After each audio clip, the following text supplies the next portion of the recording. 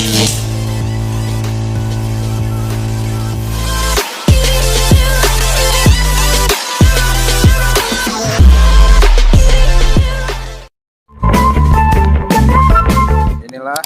ibu saya yang luka akibat kena paku ya, karena sudah terkena infeksi, sudah dioperasi.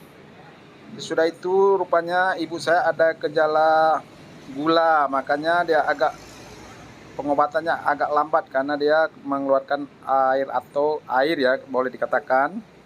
Bagi saudara-saudara yang tahu apa obat yang paling cocok untuk penyakit gula, siapa tahu saudara-saudaraku ada yang sudah berpengalaman tentang penyakit gula ya, mohon diinfokan ya, atau kalau memang saudara tahu boleh di chat di WA saya akan mencoba memberi obat yang saudara beritahu supaya ibu saya lekas sembuh dan supaya ibu saya bisa menjalankan sholat 5 waktu ya, karena kalau dengan kakinya begini dia tidak bisa sholat, hanya bisa berjalan-jalan saja di rumah. Kalau memang saudara-saudara ada yang tahu apa obat gula yang paling cocok, mohon diinfokan ya.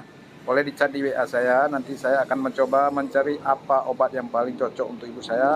Mungkin dengan ada bantuan saudara-saudaraku, mudah-mudahan ibu saya lekas sembuh.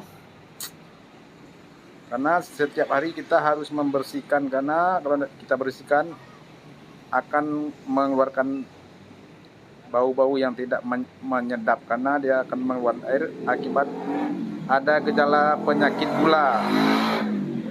Saya akan terus mencoba untuk mengobati ibu saya, atau kita bawa ke dokter. Kita untuk mengganti perban, kita usahakan untuk mencoba sendiri bagaimana ya cara mengganti perban. Yang penting kita tetap berusaha kepada ibu kita. Kita terus berjuang untuk ibu kita, karena ibu kita tidak pernah mengeluh saat kita kecil untuk mengobati kita. Kita akan coba semampu mungkin atau sekuat mungkin untuk mengobati ibu kita ya. Doakan saja semoga ibu saya lekas sembuh dan bisa beribadah kembali atau bisa menjalankan sholat 5 waktu ya. Nah, beginilah kondisinya, kita harus menggantikan perban dalam jangka 1 hari sekali, harus ganti perban. Kita oleskan salap, sesudah kita oleskan salap, kita harus menggantikan perban. Nah, kita ambil perban dulu, kita ganti perban